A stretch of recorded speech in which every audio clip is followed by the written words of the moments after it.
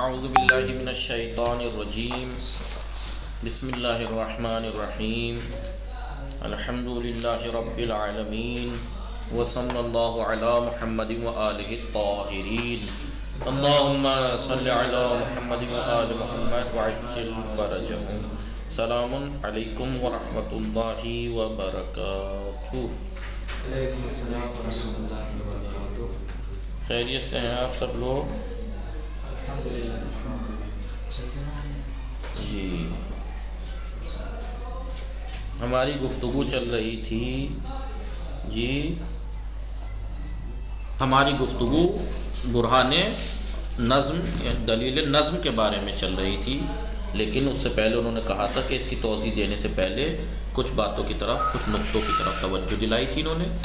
جی، پھر اب یہاں سے بیان کرنا شروع کر دیں کہ نظم کہتے کسے ہیں. قبل از توضیح برہان نظم، اب برہان نظم کی توضیح دینے سے پہلے اور اس کی تحقیق کرنے سے پہلے ضروری ہے کہ نظری کو ایک نظریہ بے معنی نظم، ایک نظر، ایک نگاہ، نظری یعنی یا نکرہ ہے یا وحدت کہہ لیجیے، چاہے ایک نظر بے معنی نظم در ان بحث داشت باشیم، ایک نگاہ نظم کے معنی کے اوپر اس بحث میں ہمیں کرنی چاہیے کہ اس بحث میں نظم کے کیا معنی ہے. با تأمل یعنی غور و فکر سے، در معنی لغوی معنی میں غور و فکر، وہ کاربردهای زبانی اور اس کے زبان کے جو استعمالات ہیں نظم کے، واجہ نظم جو نظم جو ایک کلمہ ہے اس کے استعمالات اور لغوی معنی میں غور و فکر سے بے نتیجے میں رہنمود مشویم، اس نتیجے کی طرف ہم ہدایت ہوتے ہیں، یعنی اس نتیجے پر ہم پہنچتے ہیں، اس کے لغوی اور اس کے استعمال، اس کے لغوی معنی اور اس کے استعمال پہ اگر ہم توجہ کریں تو اس سے ہم اس نتیجے پہ پہنچتے ہیں کہ برائے تحقق نظم وجود سے عنصر نیاز داری، بھلے سروکار داری، تین چیزوں کا وجود موجود ہونا چاہیے. نظم وجود میں آنے کے لیے، برائے تحقق نظم یعنی نظم کو وجود میں آنے کے لیے تین چیزیں، کتنی؟ تین عنصر سروکار داری، تین عنصر سے ہمیں سروکار پڑتا ہے. نمبر ایک، مجموعی چند شے، کچھ چیزوں کا ایک مجموعہ، کچھ چیزیں کا ایک مجموعہ. دو، عامل پیوند دہندہ اشیاء مذکور، اب یہ جو چند چیزوں کا مجموعہ ہے ان کو آپس میں اشیاء مذکور جو چیزیں ذکر ہوئی ہیں یعنی چند چیزوں کا مجموعہ، ان کو آپس میں پیوند دینے والا ایک سبب ہونا چاہیے، عامل ہونا چاہیے کہ کوئی انہیں پیوند ملائے. تیسرا، آرائش و ترتیب خاص بین آنہا، اب اس جو چند چیزوں کا مجموعہ ہے ان کے درمیان ایک آرائش اور ایک ترتیب کی ضرورت ہوتی ہے. جی، تو کہ نظم کو وجود میں لانے کے لیے تین چیزوں کی ضرورت پڑتی ہے، کچھ چیزوں کا مجموعہ، ان کو آپس میں ترتیب دینا، ربط دینا، پیوند دینا، جوڑ دینا، اور تیسرا ان کو آپس میں ترتیب اور آرائش دینا، سنوارنا، سدھارنا. سمجھ میں آئی بات؟ جی، ایسے سمجھیے، سیف الماری ہے، یہ وہ باکس ہے، یہاں مثلا ایک فریج ہو، ایک واشنگ مشین ہو، ٹھیک ہے، یہ سب چیزیں اب جب یہ اکٹھی وہاں پڑی ہیں، ایک جگہ آئی ہے ابھی وہاں میدان میں، تو چند چیزوں کا مجموعہ ہو گیا. جی، اب آپ ایک عامل بھی ہو، یعنی آپ نے اٹھا کے انہیں بڑی ترتیب سے کیا کیا، آپس میں پیوند دیا. آپ نے کیا پیوند دیا کہ فریج کی جگہ یہاں، اس کو یہاں بہتر ہے یہاں رکھیں، اس کو یہاں بہتر جگہ یہاں رکھیں، اس کی بہتر جگہ یہاں یہ رکھیں، پھر اس کے بعد ان کو خوبصورتی سے سیٹ کر دینا. تو یہ ہو گیا نظم کہ بھائی اس روم میں بڑا نظم پایا جا رہا ہے. یا مثال کے طور پر چند چیزوں کا مجموعہ، مثلا آپ مختلف گاؤں سے، مختلف شہروں سے آپ لوگ یہاں آئے، ایک مدرسہ ہے یہاں، کچھ روم ہے یہاں، کچھ کلاسیں ہیں یہاں، کتابیں ہیں، سبجیکٹ ہیں، چند چیزوں کا مجموعہ ہو گیا.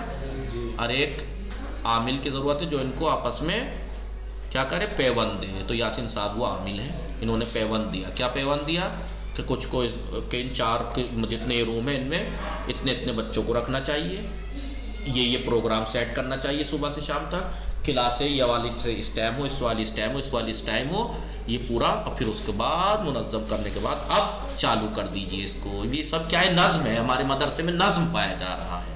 جی، مثال کے طور پر اس کائنات پہ غور کریں تو بڑا نظم ہے.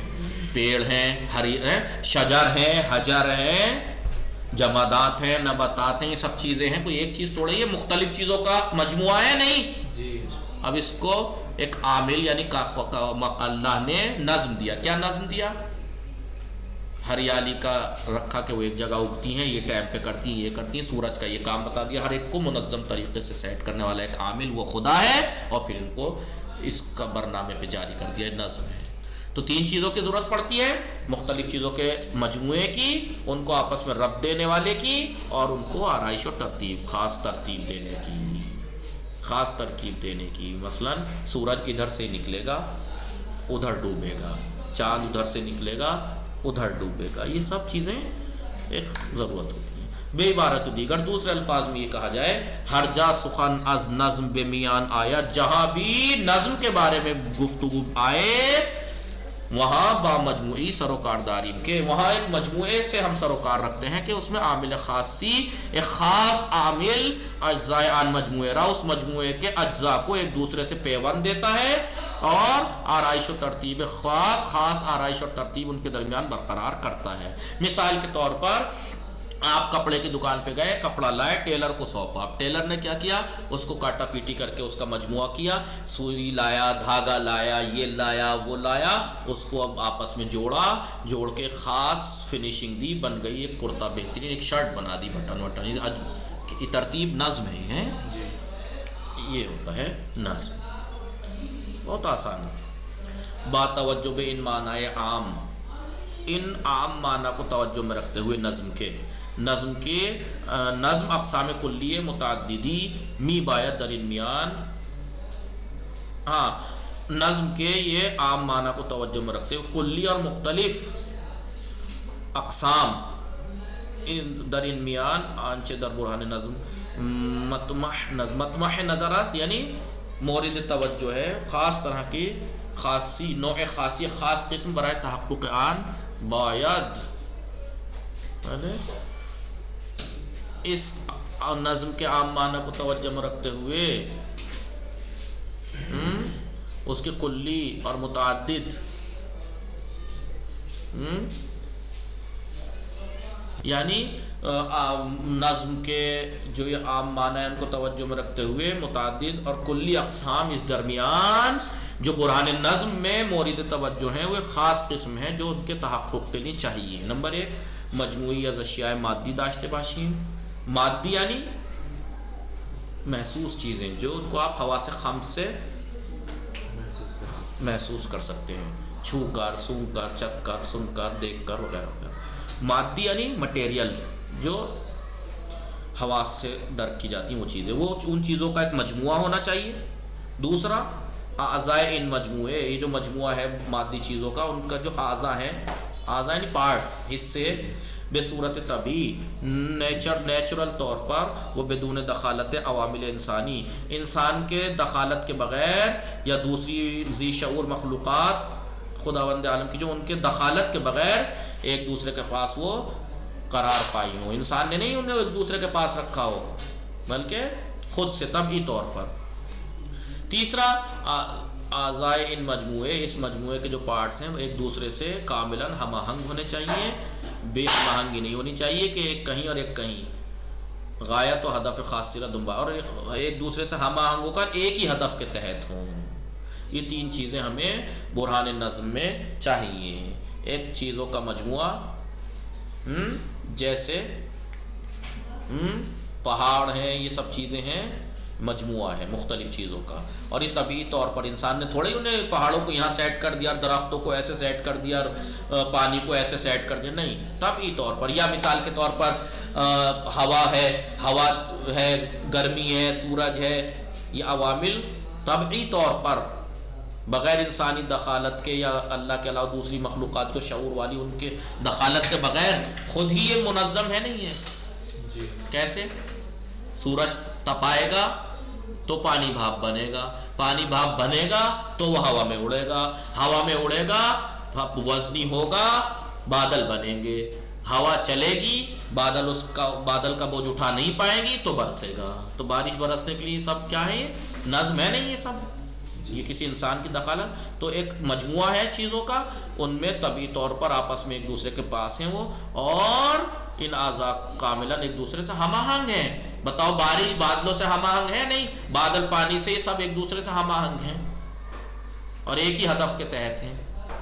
بنابراین اسی وجہ سے وقتی در برہان نظم، جب ہم برہان نظم میں سخن از نظم موجود در جہان بے میان میاوریم، جب بھی ہم برہان نظم میں کائنات کے اندر موجود نظم کے بارے میں جب بات آتی ہے تو ہماری مراد وہاں پر وہ نظم ہے جو یہ والی خصوصیات رکھتا ہو۔ برہان نظم میں جو نظم سے مراد ہے وہ یہ والی خصوصیات ہونی چاہیے۔ پہلا، مختلف چیزوں کا مجموعہ، دوسرا طبعی طور پر ان میں آپس میں ایک دوسرے کے پاس ہوں، وہ ایک دوسرے سے ملی جلی ہوں، تعلق ہو ان کا، اور ایک ہی ہدف کے تحت چلیں، یہ چیزیں ان میں ہونی چاہیے۔ برہان نظم میں جو نظم ہے وہ یہ نظم ہے۔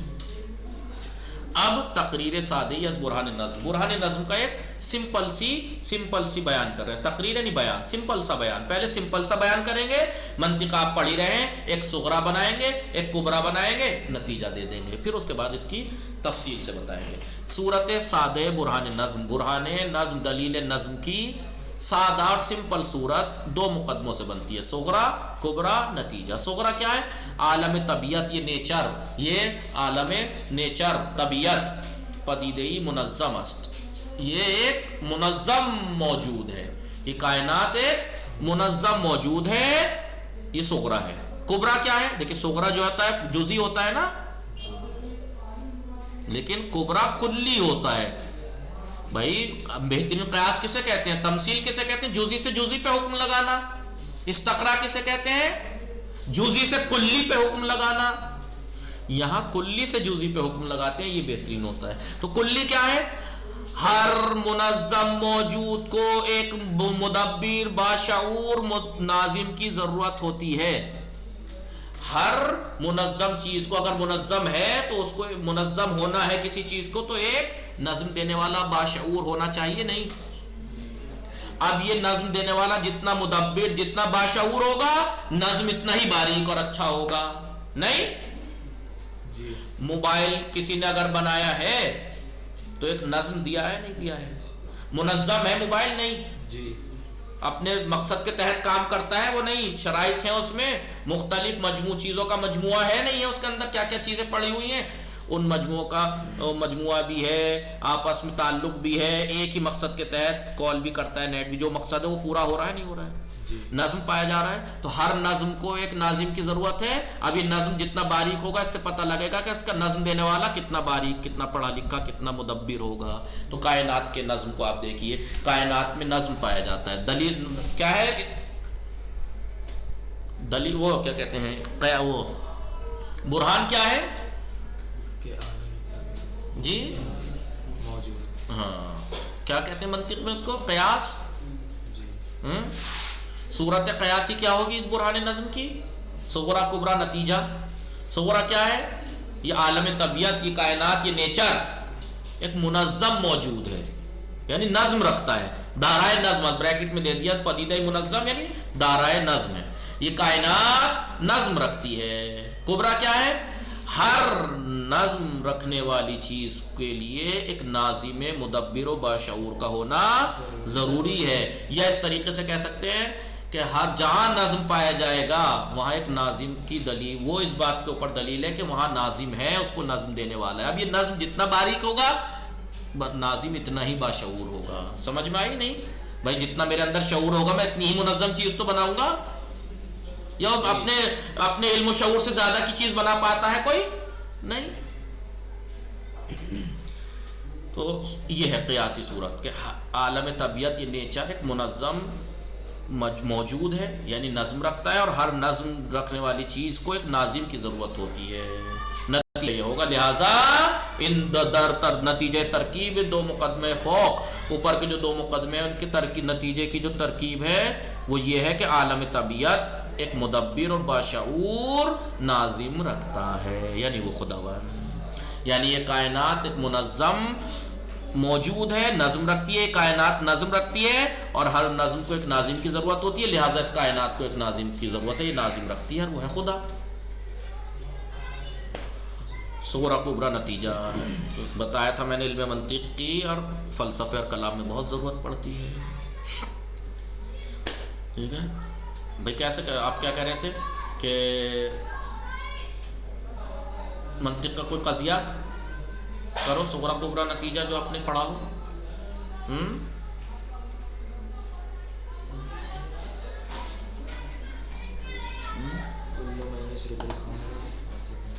ہاں یعنی آپ کہیے کہ الخمرو مثلا مسکر وکل مسکر حرام فالخمر حرام, یہی پڑھا ہے بھائی. شراب نشہ آور ہے, یہ جزئی ہے نا شراب, کوئی کلی چیز, ہر نشہ آور چیز کو تھوڑی شراب جزئی چیز ہے, نشہ آور ہے.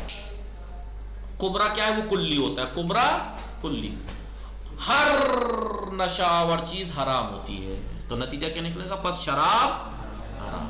ایسے یہ بالکل سیم ہے, دیکھ لو یہ کائنات منظم ہے اور ہر منظم کو ایک ناظم کی ضرورت پڑتی ہے, بس یہ کائنات ایک ناظم رکھتی ہے, وہ کائنات کا خالق ہے. ہمان گونے کے گفتیم جیسا کہ ہم نے کہا در تفسیر ہر ایک از دو مقدمے استدلال کے جو دو مقدمے ہیں صغرا اور کبرا, آپ یاد ہے نا استدلال کے جو دو مقدمے ہوتے ہیں, نہیں دو مقدمے ایک نتیجہ, پہلے مقدمے کو صغرا کہتے ہیں, دوسرے مقدمے کو کبرا اور نتیجہ.